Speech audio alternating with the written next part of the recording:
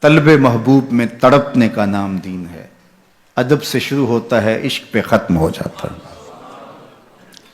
تو ادب سے دین شروع ہوتا ہے، عشق پہ ختم ہوتا ہے۔ تو اگر ادب نہیں ہے تو دین ہی نہیں ہے۔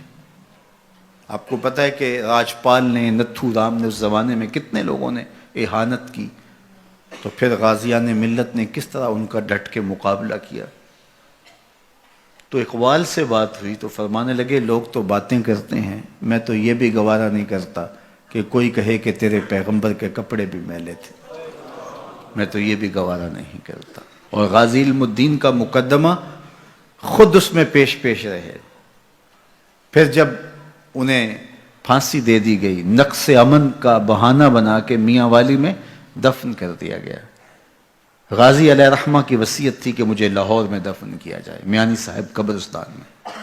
تو پھر باقاعدہ ایک تحریک کی نشت ہوئی، ایک تحریک اٹھائی گئی، جس کا مقصود کیا تھا کہ ان کی وصیت کے مطابق ان کو لاہور میں دفن کیا جائے اور ان کے جسد خاکی کو وہاں سے لاہور منتقل کیا جائے۔ مسلسل تحریک چلتی رہی، حتیٰ کہ حکومت وقت کو گھٹنے ٹیکنے پڑے، اور پھر وہاں سے قبر کشائی کی گئی۔ کہتے ہیں جب غازی صاحب کی قبر کھلی تو پورا میاں والی خوشبوؤں سے مہکنے لگا، اور وہاں سے ان کو بذریعہ ٹرین لاہور لایا گیا۔ جب جنازہ اٹھا تو وہ میڈیا کا زمانہ تو تھا نہیں، لیکن اس فقیر کے جنازے میں 6 لاکھ لوگ تھے۔ اس زمانے کے اندر 6 لاکھ اس فقیر کے جنازے میں آئے، بڑے بڑے کج کلا سر جھکائے چل رہے تھے۔ اللہ اکبر۔ تو حضرت علامہ اقبال نے خود لحد میں اتارا، اور جب کفن کی تنیاں کھولنے لگے تو غازی سے سرگوشی کی تاریخ کے ریکارڈ پہ موجود ہے۔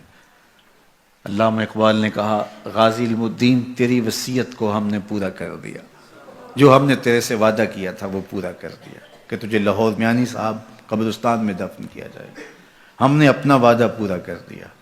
تو جو اقبال نے وعدہ کیا تھا وہ تو پورا ہو گیا، اب ایک کام میرا بھی کرنا ہے۔ یہ اقبال باتیں کر رہے ہیں لحد میں اترے ہوئے غازی علم الدین شہید سے۔ کہا تیرے سے جو وعدہ کیا تھا اقبال نے پورا کر دکھایا ہے، اور ایک وعدہ اقبال سے کرو اور وہ بھی پورا کرنا، جب لحد میں حضور آئیں تو اقبال کا سلام کہہ دینا۔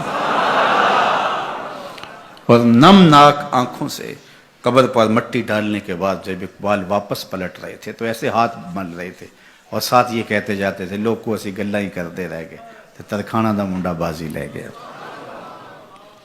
انوکھا عشق تھا اقبال کا، انوکھا درد تھا اقبال کا۔ پورے اقبال کی فکر کا خلاصہ جواب شکوہ میں ہے، اور جواب شکوہ کا سارا خلاصہ ایک شعر میں ہے، اور وہ کیا کی محمد سے وفا تو نے تو ہم تیرے، یہ جہاں چیز ہے کیا لوح قلم تیرے۔